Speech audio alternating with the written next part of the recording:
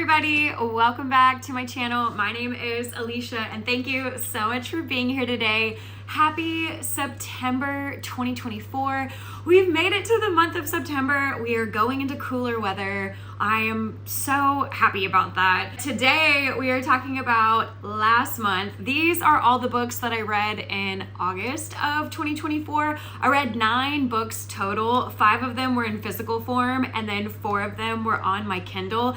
And we had all of the stars this month. I had a 1, 2, 3, 4, and 5-star book between the 9. I've never had that before. I'm pretty sure I have never rated a book 1 star. So let's just get into them. I apologize if my glasses are just turning into sunglasses.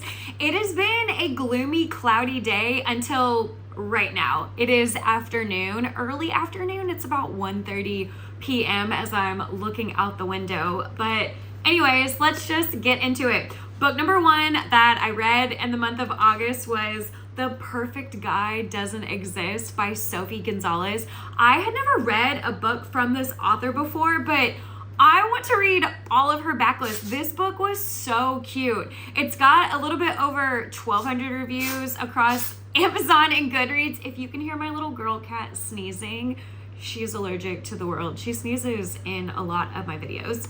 But anyways, this book, it's got a little bit over 1,200 reviews across Amazon and Goodreads, and it's got between a 3.5 and a 3.8 star rating. I gave it 4 stars, and it's under 300 pages. It's 292 pages, and it came out this year. It came out in March of 2024. It is a young adult science fiction romance. I believe that is what it's called in the title of my video. I vlogged this. It is here on my channel, and this is about Ivy. She has the house to herself for the whole week. Her parents are flying out of state. They are going across the country to California to some conference work thing that her mom has, and so her dad is going with her. While she's alone for the week, she just wants to binge watch her favorite TV show. It's called HMAD. I think it stands for Hot, Magic, and Deadly. It's about these teen models that then become powerful. They have these magical powers. This is actually one of the teen models. So Ivy's got the house to herself. She's gonna binge watch HMAD and then work on her fanfic writing. She writes fanfiction for that TV show. She writes all these fanfics about Weston. Well, one morning she wakes up and Weston is in her bedroom. And not only is he in her bedroom, he's in her bed. She wakes up with him in her bed. And y'all, there's nothing that happens in this book. All these kids are 16 and 17 years old. So Weston is in her bed. Ivy is freaking out thinking, oh my gosh, how did you get here? She thinks it might be the actor. She's going to the actor's TikTok and Instagram page, trying to figure out where he is. That guy is in Australia. This is not the actor. This is the character. This is the fictional character come to real life. And Ivy starts to realize that there are things that Weston does, and it just makes her know that he's in her real world now. And she's trying to hide him. It's also a school week, so every day she has school. She does not go to school that very first day. She's just trying to figure out what's going on. She misses a presentation in one of her classes with one of her classmates that's her best friend.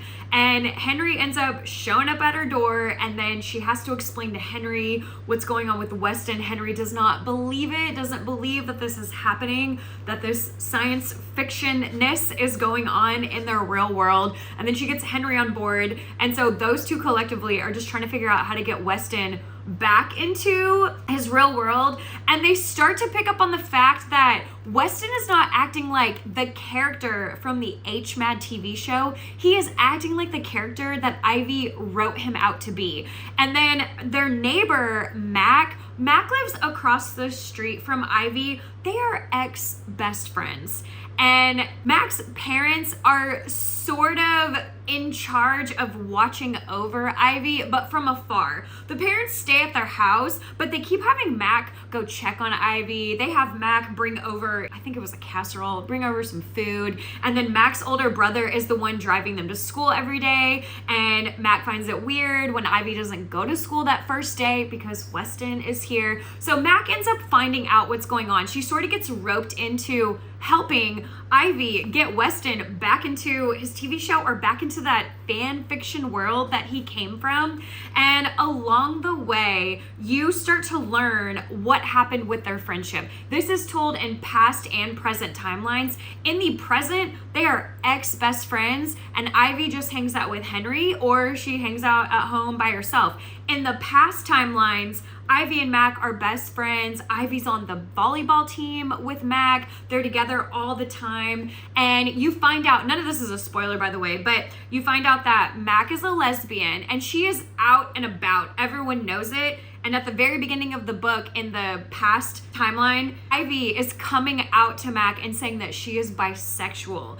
And the whole book, you're trying to figure out why they aren't friends anymore. Because even in the present day timeline, as Mac comes back into Ivy's life, they're cute with each other. They're so cute. And you're just thinking, what happened? Why are y'all not friends anymore? And I will say it's a very slow burn romance between these two because they don't even get together until the very end. I mean, the end of the last chapter. In the epilogue, they are together.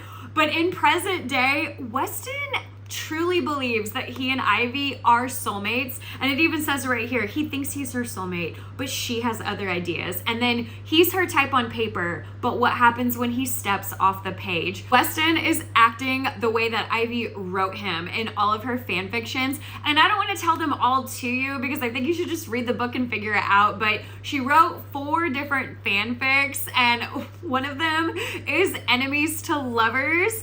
And he's so mean to her sometimes, but in the funniest ways. And he'll just say things, I don't want to tell you. I don't want to ruin it. And then another one of the fanfics that she writes is him being a barista. She wakes up one morning and he's not at her house because he's staying with her, obviously. And Matt calls Ivy and says, oh my gosh, you have to get down to this coffee house because Weston is the barista here. And that's how she wrote him in one of them. So then Henry, Mac, and Ivy, they start to think that if Ivy just writes another fanfic about him going back to where he came from, then he'll disappear. And then during the writing of that fanfic, they decide to bring back some heroes.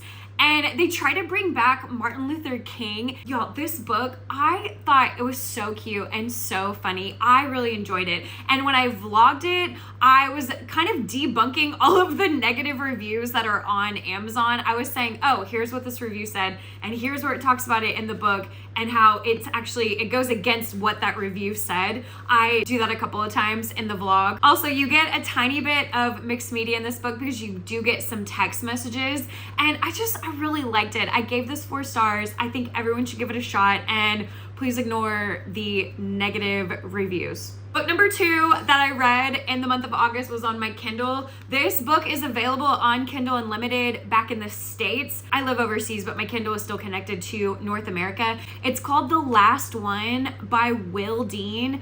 I never read a book from this author before, and I don't know if I want to ever read a book from him again. I am not sure. This book, it just made me have some emotions that I didn't want to have. This book, it's got over 28,000 reviews across Amazon and Goodreads. So, you're doing something there, Will Dean. However, it does have between a 3.6 and a 3.9 star rating. I gave it 2 stars in my heart. On Kindle, I gave it 3 because I'm not a mean person. You wrote a book, good for you. It was not for me. So 2 stars in my head. It's 445 pages. Why was this book so long? And this book came out a year ago. It came out in August of 2023. It was considered a domestic thriller. This is not domestic. It had nothing to do with her boyfriend. This was a psychological torture book. I vlogged this book and you just watch it happen. I did read it very quickly though. I read it in 2 days. I read it very fast, but The main premise is this woman named Kaz and this man named Pete are going on the cruise of a lifetime. They are boarding this cruise liner called the Atlantica, and it is taking them, I have no idea where it's taking them, but it's a week long. I guess it's about 7 days. And they spend their first night on the cruise dancing, eating, drinking, meeting all the other cabin mates. I mean, it's a full cruise. I think there were about 1,600 people total. I think it was about 1,000 passengers and 600 crew members. And the next morning, Kaz wakes up on the side of the bed where Pete was sleeping. It is cold. So Pete has not been in bed with her for a hot minute. So she's looking around in the cabin for him and she can't find him. So then she steps out into the corridor and every single door to all the other cabins is open in that corridor, and she starts walking along it. No one's there. She's alone on this cruise. And that is the whole story. That's what the entire synopsis is on Amazon and on Goodreads. And I thought, how am I gonna vlog this? How am I gonna talk about it? I hated this book. I did not like it.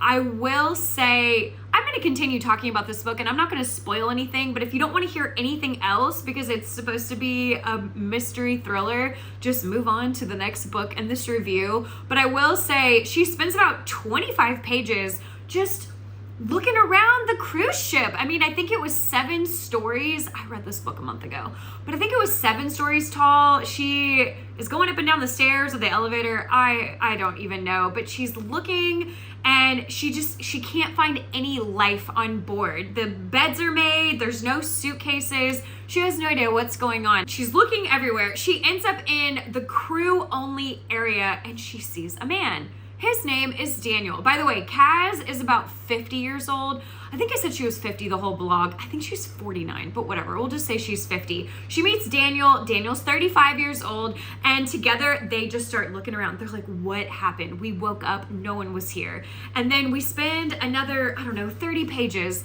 of them just trying to figure out what's going on. Then we meet a 21-year-old girl. Her name is Francine. She goes by Franny. Hello, Audi's in all of my videos. Hi.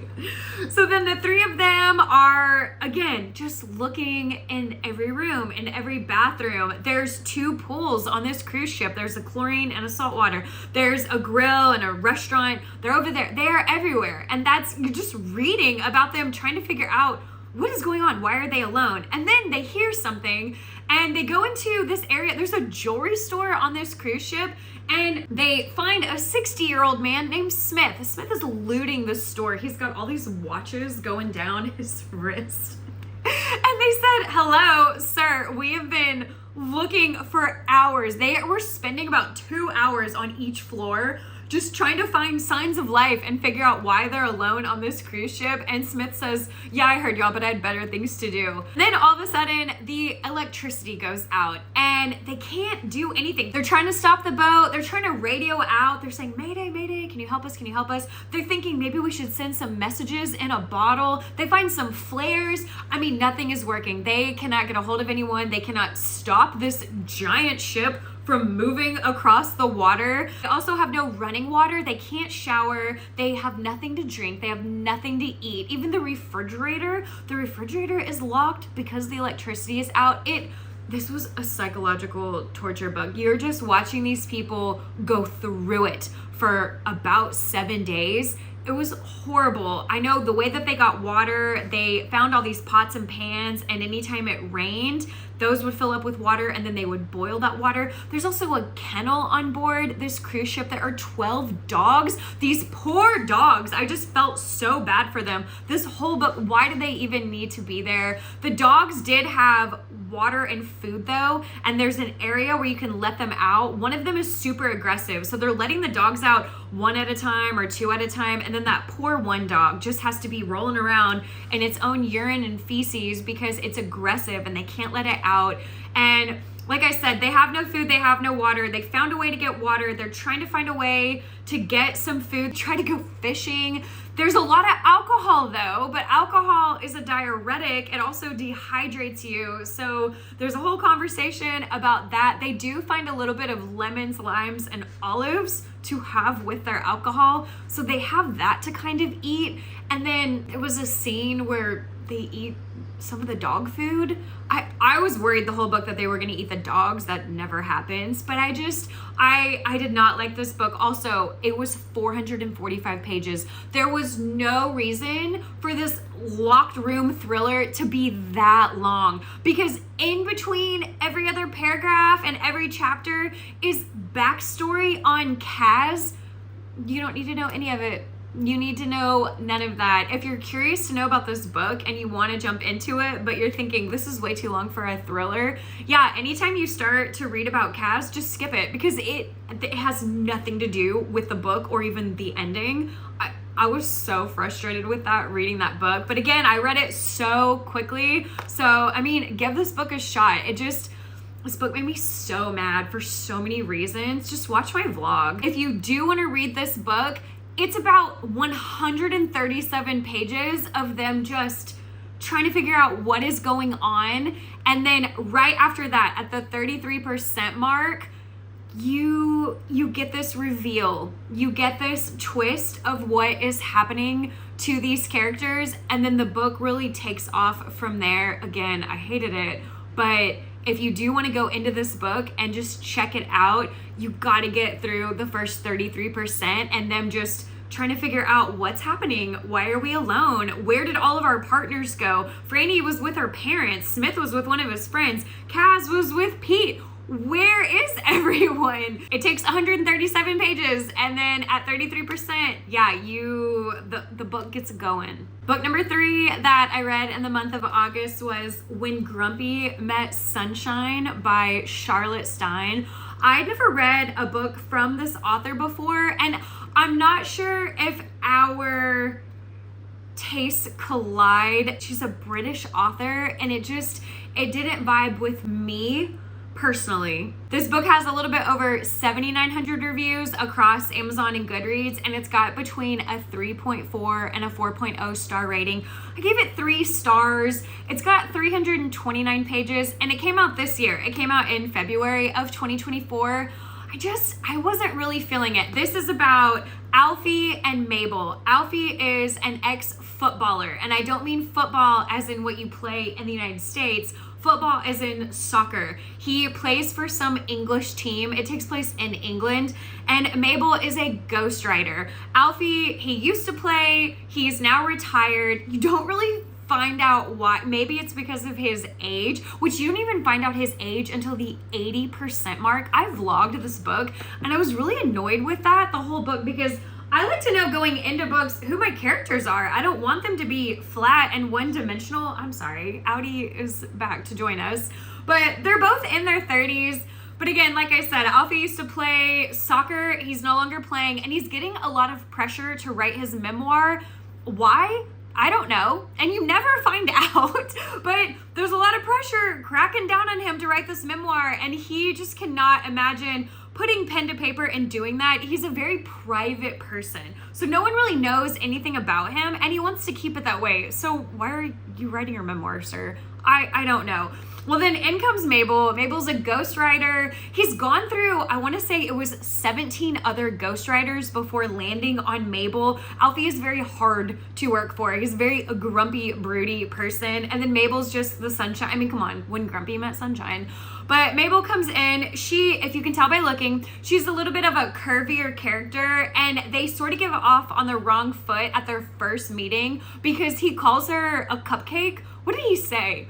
Something about her looking like a human cupcake, but the dress that she was wearing and the cardigan she had on with all the cherries, she looked like a cupcake, and he was just saying that by the way she was dressed. He wasn't saying it about her weight, but they already start off fighting and bickering, and then throughout the book she's getting him to open up. She's jotting down all these things that she can put into his memoir, and they just fight the whole time, and their banter was great. I did like that, but there's not a lot of banter in this book. There's not a lot of dialogue. It's all internal dialogue. That was one of my complaints when I vlogged this book.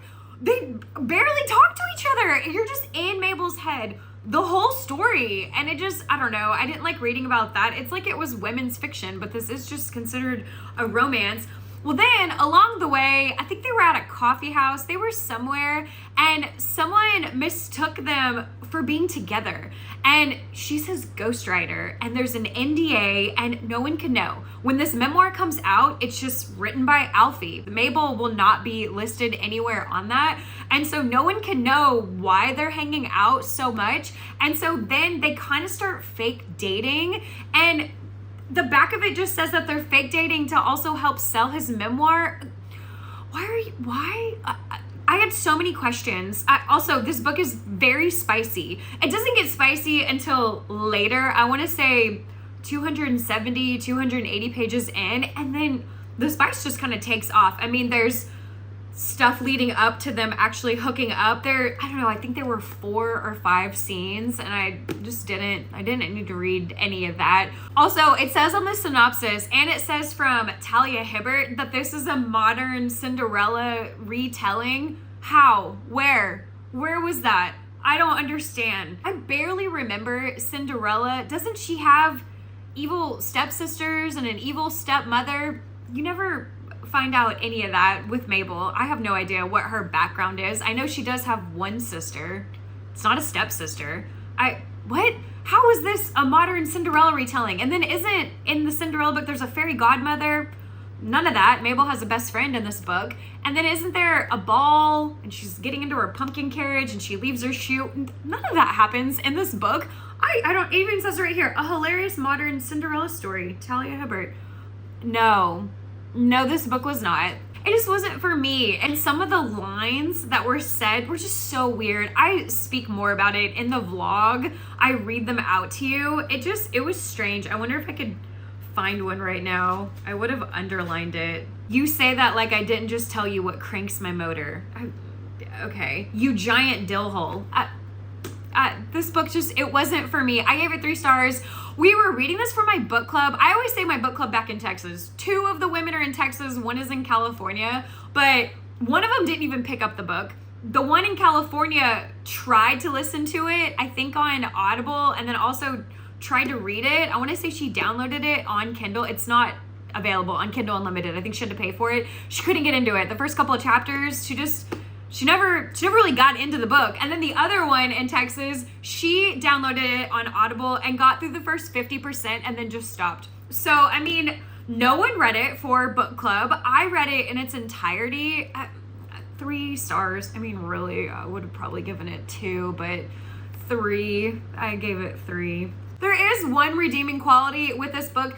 It's mixed media. At the end of every chapter, you're either getting text messages, there's TikTok reels, what's happening on Instagram, what's going on Reddit. You get Reddit threads, there's emails. I mean, I really liked that. I liked the end of every chapter because I was going to get some of that because he's in the tabloids a lot. And so he's all over. He himself is not on social media, but everyone else is, and they're just following him. Oh yeah, Twitter. You also get Twitter feeds on here.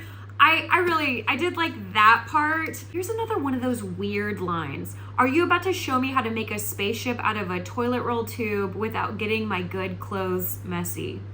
What? That makes no sense. But here's the letter from the Prime Minister. Here is a transcript from YouTube. Here are some tweets. Here are some text messages. Here's an Instagram reel transcript. Here's a post from Reddit. I really liked that. That sure is a redeeming quality. Maybe that'll give it 3 stars. But anyways, that was book number 3. Book number 4 is Rabbit Hole by Kate Brody. This was her debut novel, and I just want to read everything that she ever writes now. I even wrote her on Instagram and told her how happy I was to have read this book. I gave it 5 stars, if you can't already tell. So like I said, this is her debut novel. It has not been highly acclaimed. So this book, it's got over 4,600 reviews across Amazon and Goodreads, but y'all, it's got between a 3.1 and a 3.4 star rating. It has really bad reviews. Like I said, I gave it 5 stars. It's got 385 pages, and it just came out this year. It came out in January of 2024.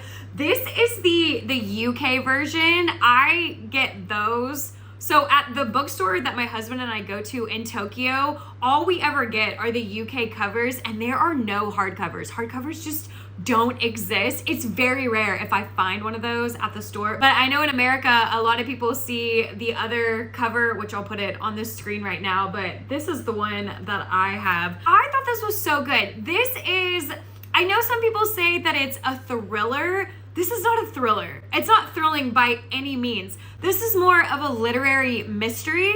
It's a literary fiction, and then you're trying to follow along on this mystery, and it doesn't fully get resolved. I'll just say that. So this is about a woman named Teddy. She's 26 years old. Her name's Theodora. She goes by Teddy. Her sister Angie went missing 10 years ago.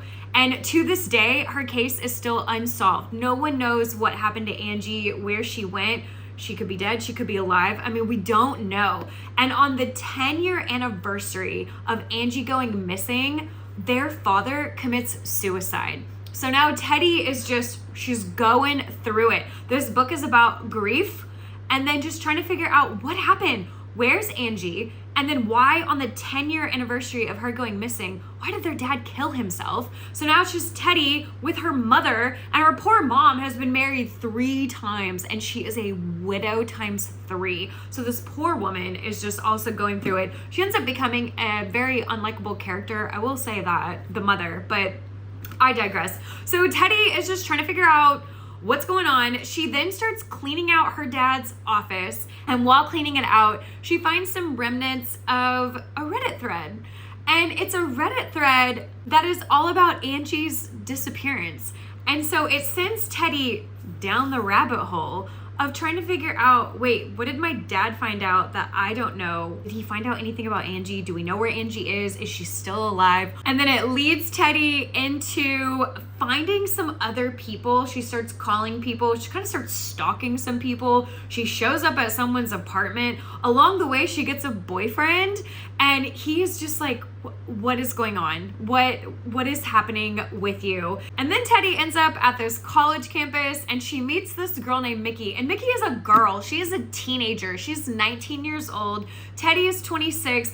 And they get into this friendship, and it's not sapphic by any means at all. But their friendship is just weird. It's almost like, I don't want to say they become codependent. Mickey is way more independent as a teenager than Teddy is. Teddy's just calling her all the time. And Mickey seems to know more about the internet and how to handle things and look for clues and just try and figure out where Angie is. I love this book so much. I loved it. I'm not even doing the synopsis justice, but just know that going into this book that it is more of a literary fiction with a little bit of mystery of trying to figure out what happened to Angie and to their dad, Mark. Also, Teddy is a teacher. She's an English teacher at this prestigious high school, and she's messy. Teddy's very messy. I know at one point she chaperones a dance, and she brings her boyfriend with her to the dance, and she's drinking and smoking, and she's a messy character. I guess you could say she's an unlikable main character, but I don't know. I was really into her. I definitely stopped liking her mother. And then I liked Mickey. Mickey was pretty cool. I liked her boyfriend. It says on the back that he's a gun-toting nut. I mean, yeah, he has guns. That wasn't really part of the story, though. This also looks at, it said on Amazon that this was a critique of the internet's voyeurism, and that is so true, because with the mixed media in this book, you get a lot of the subreddit posts, and then you get a lot of the comments, and it's just people thinking that they know what happened to Angie, and then people making opinions and assumptions about that family, and that was really sad to read about. And even with Mickey trying to help Teddy figure out what happened with Angie, and then also figure out what made their dad commit suicide, there's one part where Teddy has to tell Mickey, look, this isn't just some fun, silly little hobby. I know you love Reddit and you like also going down the rabbit hole, but this is my life. And what people are saying is not exactly true, and it's affecting me and it's affecting my family. And I just really like that. I like the whole book. I liked it so much. Oh my gosh. I vlogged this. I tell y'all more in the vlog. I don't spoil anything, but I just think everyone should give this book a shot. Please give it a shot. But please just know that going into it, you're just following the day-to-day with Teddy and how she's coping with this going on in her life. So it does read like a literary fiction. And then just know that with the mystery, it remains vague. I don't want to give everything away, but please just pick up this book, give this book a shot. Book number 5. I'm so sorry. He's in so many of my videos. The 5th book that I read in the month of August was on my Kindle. It's available on Kindle Unlimited. Audi ran into my iPhone. I record on the back-facing camera on my phone, so oh my gosh. He knocked it over, so I just start over. So anyways, I've said that so many times in this video. This was, what did I even say? I don't even remember what I was saying. This is book number 5, Divine Rivals by Rebecca Ross. I've never read a book from this author before, but again, it's available on Kindle Unlimited if you're in the United States. Okay, maybe he'll calm down. He's just looking out the window now. This book, it's got over 562,000 reviews across Amazon and Goodreads, and it's got between a 4.2 and a 4.4 star rating. It's 356 pages, and it came out about a year and a half ago. It came out in April of 2023. I love this book so much. I gave it 5 stars. This is a young adult fantasy romance. It's about magical typewriters and about gods that are warring. I cannot wait to read the 2nd book. The duology is called The Letters of Enchantment, and the 2nd book is called Ruthless Vows, also available on KU. Maybe I'll read that in the month of September. I have a lot to read, a lot that I want to read this month. But this book is about Iris and Roman. Iris is 18 years old. She is a fantastic writer. She works at this newspaper called the Oath Gazette. She lives in this fictional place called Oath. And her mom is suffering from an alcohol addiction. She is wasted constantly. Her mom gets fired from her job at the beginning of the book. And then Iris's brother, Forrest, is on the front lines of this war between the gods, and he's missing. So the gods have been asleep for centuries, and now they have woken up, and you have to pick a side to fight on. And Forrest chooses which god he wants to fight for, and he enlists and chooses to go to war. So Forrest is at war. Their mom is a drunk. She's gotten fired from her job. Poor Iris is going into work every day. She's tired. She's starving because they don't have electricity, they don't have running water, they don't have money for food. And in this fantastical world, when you go to the grocery store, anything that you can't afford gets pushed back, and anything that you can afford goes forward. And all she can really afford is essentially just cheese and bread. And at work, she's always skipping lunch. She just drinks 5 or 6 cups of tea. So she's getting full off of liquids. It's so sad. And then you've got Roman. Roman is so rich. He comes from money, he comes from wealth. Roman lives in a sentient house, which is really cool. But these two, they work together. They're rivals because there is this columnist promotion. There's this position that they both want. And so they're both fighting for it. And considering Iris is late to work every day and she's got a lot going on in her mind because there's a lot going on with her mom and her brother, she's just not really all there. And so Roman is more than likely going to get that promotion over her. Well, then Iris decides she's going to write her brother. They promised each other that they would write each other at the beginning of the book, and it has been 5 months and she hasn't heard from him. So she pulls out her typewriter, and her and her grandma, they used to write to each other through the typewriter. And if you slip the letter underneath your wardrobe door, it goes to the person that you're meaning for it to go to. And so she starts typing these letters thinking that they're going to Forrest, and she's writing him constantly. Well, Forrest is not the one receiving these letters. It's Roman. And we as the reader know that it's Roman. It's in the synopsis that he's the one getting her letters. But then the only thing I didn't like about this book was Roman keeps writing her back, and he never discloses, hey, it's me, your coworker, the guy that you hate. He never says that until the end of the book. And that was really frustrating, but I still give this book 5 stars. But they start writing each other back and forth through their letters, and it's this epistolary romance, and you get to read their letters, and it's just so cute, and you get to watch them fall in love, and it was just really precious. I will also say that this book was kind of info dumpy when it came to talking about the gods, and it was very political. Even the names of the gods, what were they? Enva and Dakra. It was very elephant, donkey, very Republican, Democrat. So just throwing that out there, if you don't like reading about that, you might not like this book, because there is a lot about that in the book, and it just gets dumped on you in these letters between Iris and Roman. But I still ate this book up, still gave it 5 stars. It does end on a cliffhanger. Boy, oh boy, I really want to know how they're even... I can't say anything. I don't want to tell you, but I just really need to know what is going to happen in that second book. This book, it was so good. It was so sweet. It was so tender. Again, it's young adult. There's no smut. Please don't think that. There's one scene at the end. There's one paragraph. It's essentially a closed door. I'll just say that. But this book was so sweet, and I loved it so much, and so many people have read this book. I would say you should read it. You've probably read it. I vlogged this book on my channel, and I loved it so much. And if you haven't read it, please give it a shot. And if you've read the second book, please let me know what you thought. But that was book number 5, and I loved it so much. Hello, it is the next day. Sorry, I had some things going on yesterday. All right, book number 6, I read it on my Kindle. It's available on Kindle Unlimited if you're in the States. It's the 3rd in a series. It's called, I already forgot what it was called.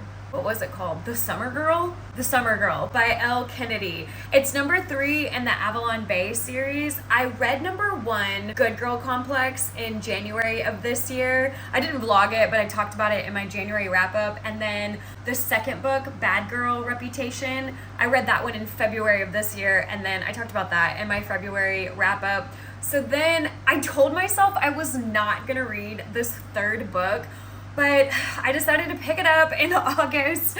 The 3rd one, what did I just say it was called? The Summer Girl. Sorry, I'm not a fan of this series. I don't know if I'm a fan of Elle Kennedy, and I don't know what it is. I mean, I know it's new adult, they're in college, and I like that. I usually like those.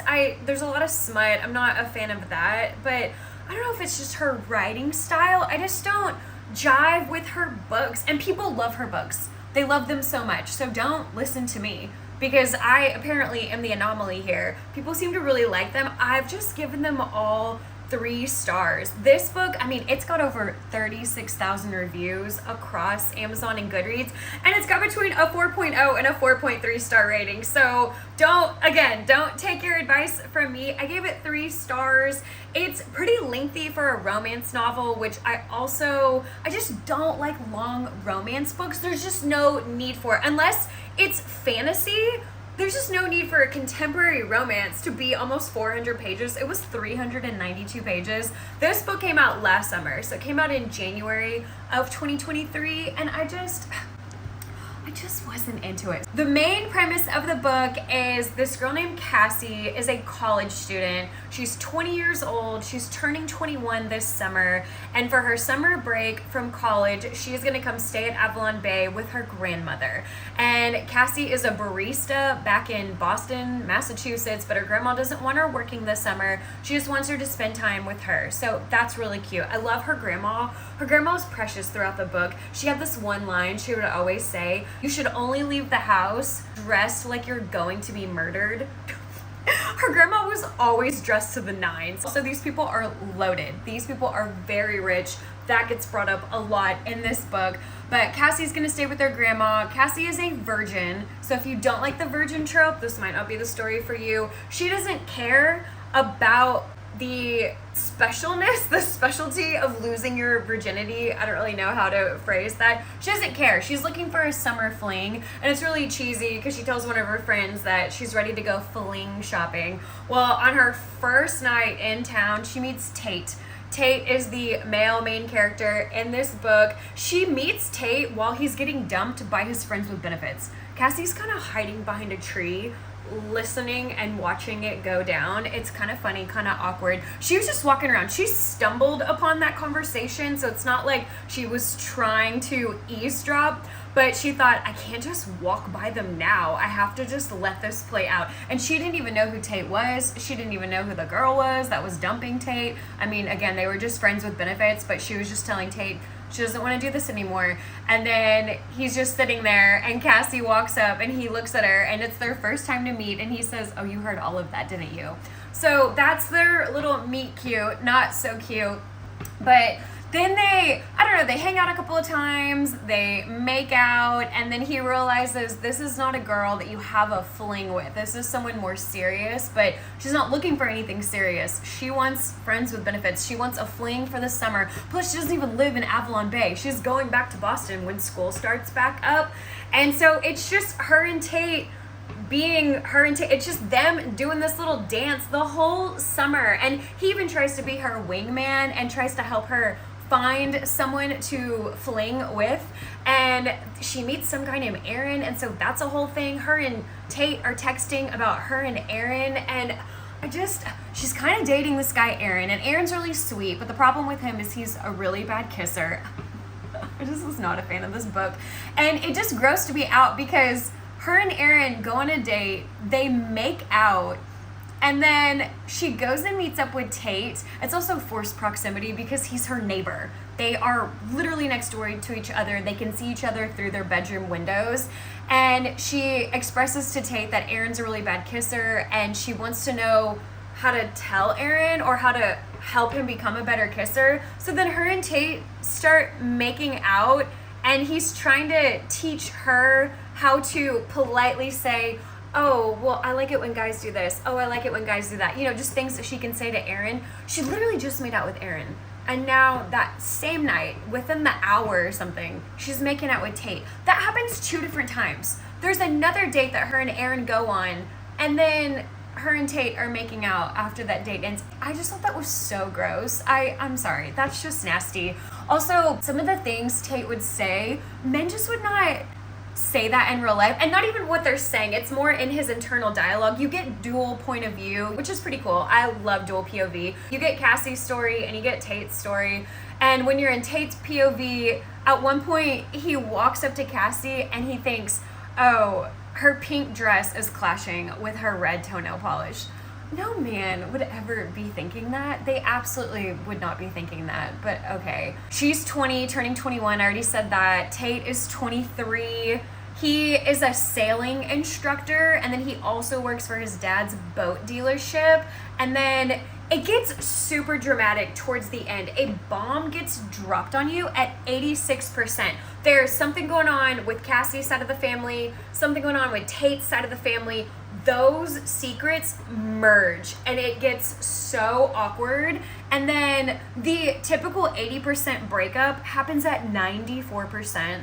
Okay, didn't like that. That was just, it was unnecessary, and why it happened was also, I just didn't like this book. I'm so sorry. I didn't like it. And to add to some of that drama that's going on with both sets of parents, Cassie's mother is a full-blown narcissist. So if that's going to be a trigger for you, please just know coming into this book, I mean, it is stated very clearly up front that she's a narcissist. Cassie has ways of dealing with it and ways to appease her mother, because her mom is essentially a bully to Cassie. And that's the other part. The whole book, Cassie is big-chested, naturally. That gets brought up so much, whether it's by Cassie, by Tate, or by Cassie's mom. I was so tired about hearing how large Cassie's chest is. Well, her mom constantly brings it up. And I mean, for the first 70% of the book, her mom is constantly telling Cassie, "Oh, I can book you an appointment. Oh, we can get you a reduction." She just is always harping on Cassie's look, the way she looks, her image,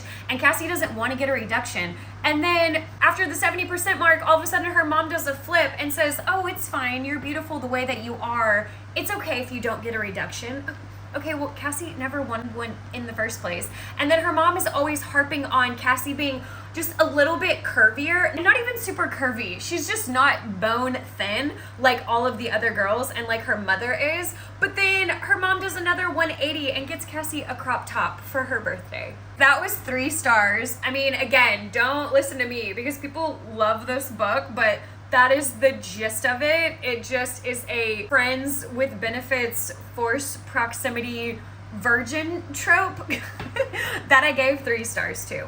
Book number 7 that I read in the month of August was Starling House by Alex E. Harrow. This was a Reese's book club pick, and I just had some feelings about it. People love this book though. It's got over 99,000 reviews across Amazon and Goodreads, and it's got between a 3.8 and a 4.2 star rating. I gave it 2 stars. It's a little bit over 300 pages. It's 304 pages. You can read it pretty quickly. I read it in 2 days, and it came out in October of 2023. I should have known when I was trying to read the synopsis and didn't understand it. I was so confused reading this. The writing style is just not for me with how the author writes. It's very purple. Purple is an actual definition for writing. I think the exact definition just says that it's flowery and ornate. I'll put it on the screen, but literally the whole book, I was so confused. I just did not understand what was going on. And I mean, that foreshadowing should have been known when I was trying to figure out what the synopsis said.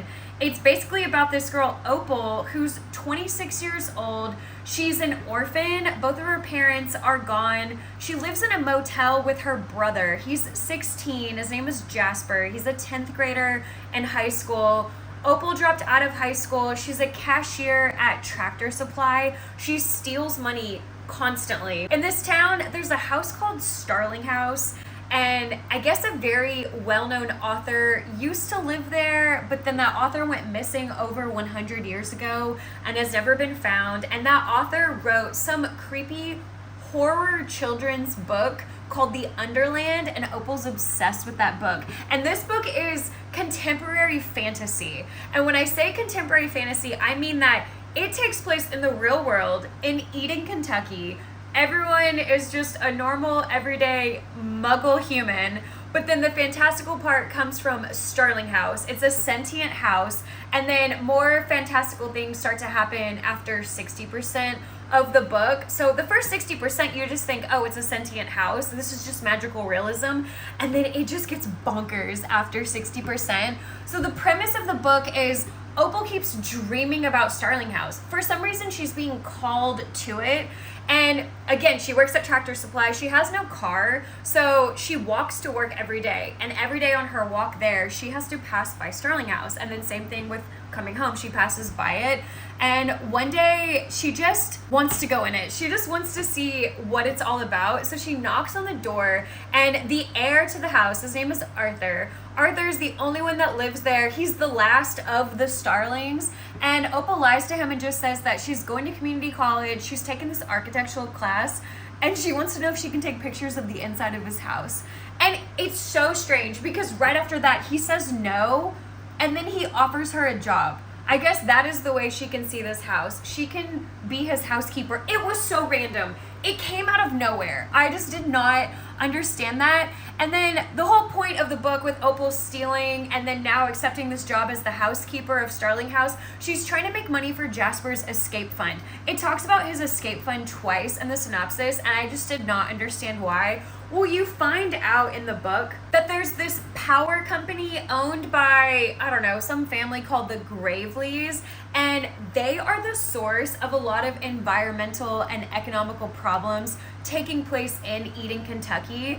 And they have these power stacks that don't have filters, and there's these EPA fines that they're having to pay every year. And Jasper, Opal's little brother, has severe asthma. I mean, his asthma is so bad. He gets asthma attacks while he's sleeping, and he can't wake up during those attacks. She's just trying to get him out of this city, out of this town, because this town is going to kill him. But within the whole book, you're just reading from Opal's point of view. She's a very unreliable narrator, which I liked. I thought it was so funny. She lies to you all the time. And then that's the other thing about this book. She lies to you in the narration, but then there's footnotes. There are so many footnotes. And as of right now, while I'm filming this book is available on Kindle Unlimited. But I mean, how tricky would that be if you read this on KU? Because there are so many footnotes and you can't skip them because Opal lies to you in the story and then you find out the truth in the footnotes. So you need that. And also suicide gets mentioned a lot in this book. If suicide or suicidal ideation is a trigger for you, that gets mentioned at least 3 times. Opal herself might be suicidal, but then she tells you she's not a quitter. But then literally on the next page, she tells you that she's too tired to commit suicide.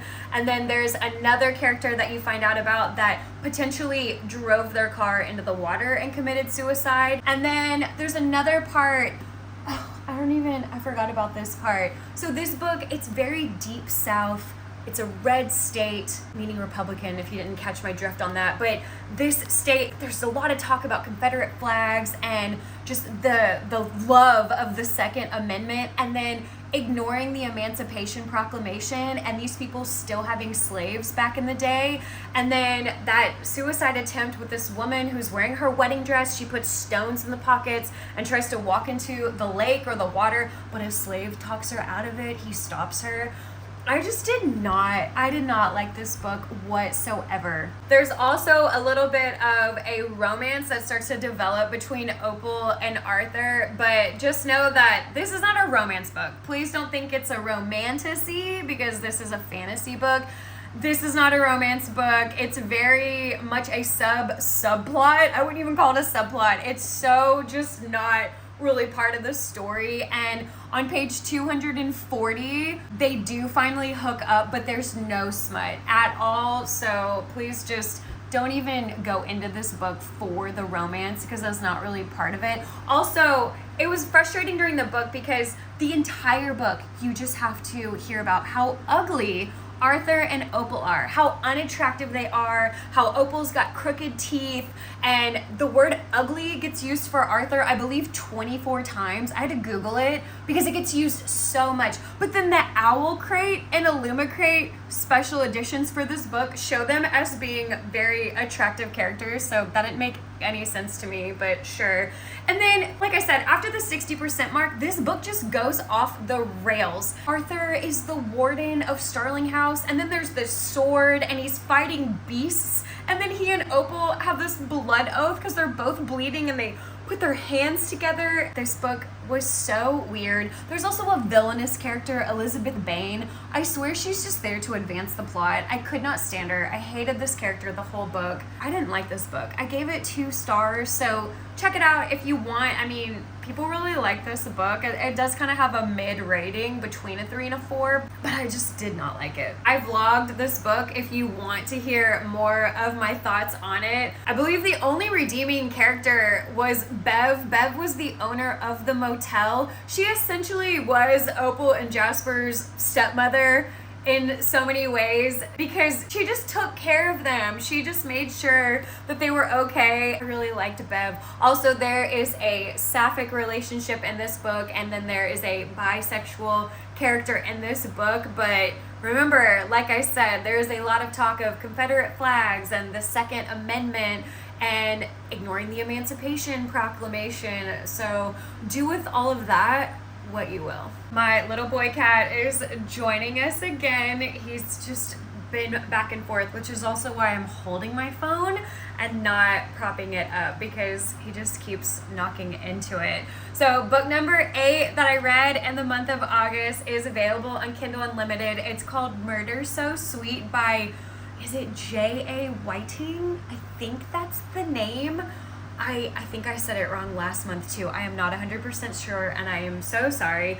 This is book 2 out of 25 and all of the books I think are all available on Kindle Unlimited if you're in the States. I wasn't sure if I was going to continue this series even though I loved the first book, but it's hard to get into a series and then do wrap-ups about it because what all can I tell you about the second book? But I think each book has its own murder and then each book it gets solved, and so even though they're all interconnected, I think I can kind of talk about it a little bit to you. It's got over 4,300 reviews across Amazon and Goodreads, and it's got between 4.5 and a 4.8 star rating. I think something around there. I gave it 5 on Kindle Unlimited. It's a 4 in my heart, but I rated it 5 on KU because I don't know, I really like this series. It's so cute. I've just gotten into cozy mysteries as of lately, and they're pretty short. This one was 201 pages. It's more of a paranormal cozy mystery. The paranormal elements weren't really strong in the first book. They didn't really take place, but they are there in the second book. It's more of a vibe, a feeling that these girls get. It takes place in Sweet Cove, Massachusetts, which I'm not even sure if that is a real town or if it's fictional, but it sounds so cute. The main woman is Angie. She is 27 years old. In the first book, she had a bake shop. The first book is called The Sweet Dreams Bake Shop. I reviewed that in my July wrap up. And in that one, there were some property developers that were coming in to take over the building. And so everyone in that building that had a storefront, their leases were not getting renewed. And so in this book, it's only been a couple of weeks. It's been 3 weeks since her bake store closed down. And she's got this Victorian house that she inherited. You find out about that in the first book. It's got 18 rooms. Angie has 3 sisters, and one of them wants to turn most of this Victorian house into a bed and breakfast. So 4 rooms are open in this book, and they've got some sweet little guests that are coming in to stay at this B&B. Angie is gonna turn one of the rooms into a bake shop, but she's waiting on the real estate and probate lawyer and waiting on the money that she's also gonna receive so that she can start renovations on that project. In this particular book, the murder that takes place, there is another sister that Angie has. Her name is Courtney. Courtney just graduated college. She's looking for full-time work, but in the meantime, she found a part-time position at this confectionery, at this candy shop that is run and owned by this really grumpy man that the entire town hates named Mr. Finch. She's been working for him for 10 days, and one morning she's walking to work and she just gets this feeling. She gets this really bad feeling, and then when she walks into the store, he has been stabbed in the back. So the whole book, you're just trying to figure out who murdered Mr. Finch. You do get some new characters along with some reoccurring characters in this book. It is sort of coincidental / suspicious that Mr. Finch and his brother Victor were estranged for over 50 years, 50, over 50 years, and on the same day that Mr. Finch gets murdered, Victor shows up because he wanted to make amends. Also in this book, you have a reoccurring character, the town attorney, Mr. Ford. We don't trust him in the first book, but we're maybe coming around to him in the second book. We'll see what happens in the third one. I just think that there's more to his story. And then with those property developers that were there in the first book taking over that whole building, one of them had a sweet little flirtation going on with Angie. Well, in this book, they exchange numbers and they go on a bike ride, a daytime bike ride. It's so cute. There's also an orange cat in the book. His name is Euclid. But yeah, this book, it was pretty short. I mean, like I said, 201 pages, and I really enjoyed it. And maybe this month in September, I will read the third book. Book number 9 was the last book that I read in the month of August. This is called The Little Tea Shop in Tokyo by Julie Kaplan. I had never read a book from this author before, and I'll tell you right now, I never want to read another one of her books. So this is book 6 out of 12. I did not read books 1 through 5 before getting to this one. This one takes place in Tokyo, Japan, and I live in Japan. I live about an hour away from Tokyo, and I saw this at the foreign language bookstore, and I thought, oh, this is so fitting. How cute. I'll read this book, and then if I'm into it, then maybe I'll go read the other 5, and then I'll read books 7 through 12. Absolutely not. This was a 1-star book. I've never given a book 1 star. I hated this book so much. It's got over 8,700 reviews across Amazon and Goodreads. It's go between a 3.9 and a 4.4 star rating. I don't know how. Did we not read the same book? The manipulation in this book, the verbal abuse, I hated this book. It's a romance book. It's 359 pages. First of all, I was bored. I was bored the whole book. I vlogged it on my channel, and I hated this book, and I finished it in a couple of days because I needed to, because I just wanted to stop reading it. I didn't want to DNF it or, do not finish. I didn't want to not finish it, but it was horrible. It was horrible. It's essentially about a travel blogger named Fiona. She wins this all expenses paid trip to Japan, and when she gets there, she runs into Gabe or Gabriel. He's a photographer, and he broke her heart 10 years ago. So I went into this book thinking it was a second chance romance. It was not. You don't even find out until, 30 or 40% in? I say it in the vlog, but you don't even find out until later what actually happened. They were never boyfriend and girlfriend, which is what I thought that they were at one point in their lives. No, she just had this silly little crush on him, and then something happened. It was all her. This was all Fiona. She broke her own heart, essentially, is all I'm trying to say. Gabe has no idea who she is. He picks her up at the airport in Japan, and he introduces himself.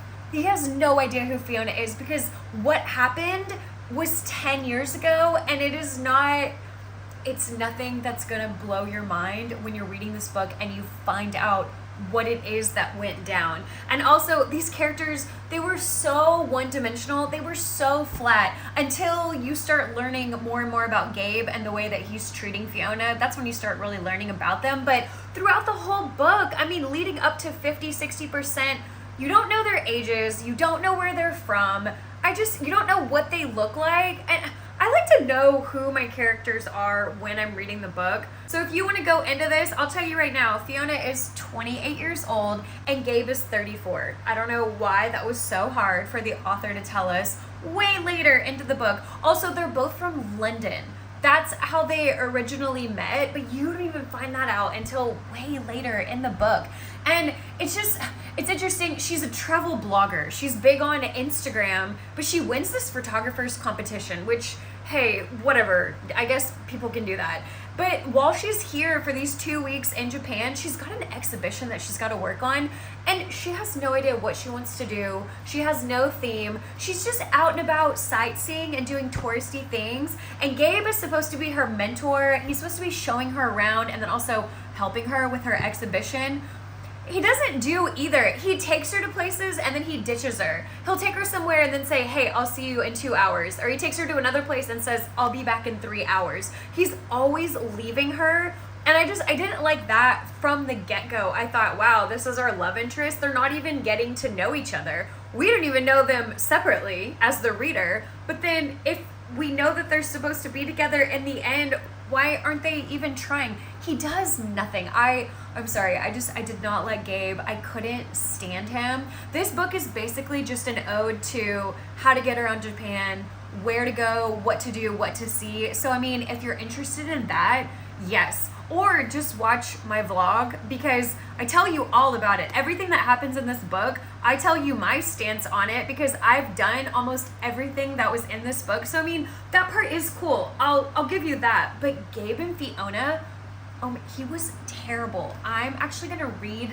some things out to y'all. He's essentially seeing a married woman the entire book. There was this woman that he used to date, and they dated for a long time. Her name is Yumi, and then Yumi turned around and just got married behind Gabe's back. She just went and married this rich man. Well, this guy is constantly ditching her because he's busy making money. And so Yumi is a lonely wife, and so she's constantly reaching out to Gabe, and Gabe is always appeasing her. He's always going out with her. They don't hook up, but even while Gabe is sort of dating Fiona, once they get to that part in their relationship, he's still ditching her for Yumi, and Yumi's always touching him. At one point, Fiona walks in and Yumi is giving Gabe a shoulder massage.